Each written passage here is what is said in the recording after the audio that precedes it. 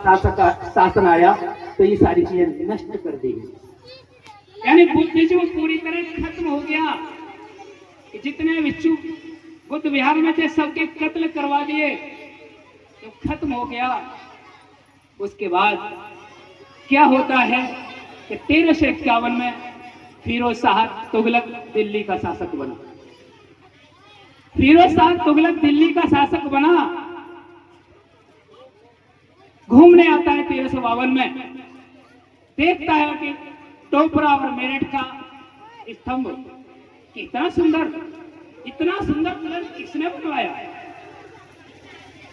फिर वो क्या करता है, तुरंत आदेश करता है, 42 पहिए की गाड़ी बनवाता है।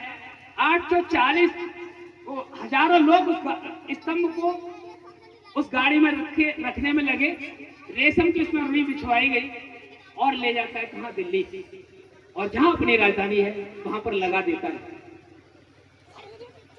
फिर वो देखता है कि इसमें कुछ लिखा हुआ है। तमाम पढ़े लिखे लोगों को बुलाता है कि इस पर क्या लिखा है, लेकिन लोग कोई पढ़ नहीं पा रहा था। एक चापलूस व्यक्ति वो कहता है कि मैंने तो पहले ही पढ़ लिया कि इस पर लिखा है कि 1351 में फिरोज शाह तुगलक जब दिल्ली के शासक बनेंगे तो इस खम्भे को वहां से उखाड़ कर यहाँ लाएंगे, यही लिखा है। लेकिन सकून नहीं। कोरियत नाम का व्यक्ति इंग्लैंड के लिए एक लेटर भेजता है और कहता है कि ये स्तंभ सिकंदर ने बनवाया और इस पर सिकंदर की जीत और पोरस की हार लिखी हुई है, और ये ग्रीक भाषा में लिखा हुआ है।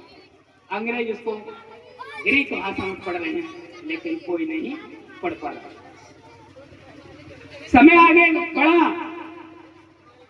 1784 में विलियम जोन्स 1784 में विलियम जोन्स कलकत्ता के जज बन गए, और वो देखते हैं कि सिकंदर तो भारत के छोटे से भाग पर आक्रमण करके और हार कर चला गया, लेकिन ये तो पूरे देश में लगे हुए, ये सिकंदर के नहीं हो सकते। फिर वो क्या करते हैं, कार्बन डेटिंग कराते हैं और बनारस भेज देते हैं, क्योंकि सबसे पढ़े लिखे लोग बनारस में ही थे। बनारस के विद्वान उस लेटर का जवाब देते हैं कि इस पर युधिष्ठिर का वनवास लिखा हुआ, महाभारत लिखा हुआ, अंग्रेज, और ये संस्कृत में लिखा हुआ। अंग्रेज संस्कृत में पढ़ रहे हैं, लेकिन समझ में नहीं आ पा रहा था कि सच्चाई क्या है।